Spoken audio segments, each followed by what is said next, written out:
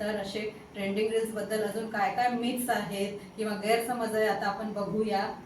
मला एक प्रश्न विचारायचा होता मॅडम, पार्लरमध्ये किंवा सलूनमध्ये जे आपण लेझर्स किंवा प्रोसिजर्स करतात त्या सेफ आहेत का?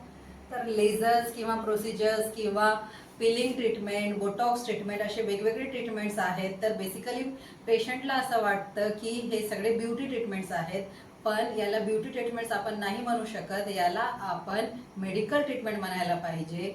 कारण की मेडिकल ट्रीटमेंट म्हणजे doctor, specially skin specialist doctor हे आपल्या स्किनला चेक करून आणि आपली स्किन कशी आहे, स्किनचा प्रकार कोणता आहे, आपल्याला कोणती कंडिशन आहे ते बघून आपल्याला लेझर ट्रीटमेंट जरी करायची असली किंवा पिलिंग, बोटॉक्स काही जरी करायचं असेल आपली ब्युटी एनहान्स करायला, तर या सगळ्या ट्रीटमेंट करतात। पण हे प्युअरली कॉस्मेटिक्स किंवा प्युअरली ब्युटी ट्रीटमेंट नाही आहे। यासाठी स्किनची रचना म्हणजे ॲनाटॉमी माहीत पाहिजे, स्किनचे किती लेयर्स असतात, कोणत्या लेअरमध्ये काय काय असतं आणि जी आपण लेझर करताय ते कोणत्या लेअरपर्यंत जाते आणि या लेझरचा काय परिणाम होणार आहे, जर कॉम्प्लिकेशन झाले तर काय करायला पाहिजे, किती दिवसात कमी होईल पिगमेंटेशन किंवा ॲलर्जी, असे सगळं त्याचे डीप असतं नॉलेज। तर हे सगळ्या गोष्टी फक्त स्किन त्वचारोग तज्ज्ञालाच माहीत असतात।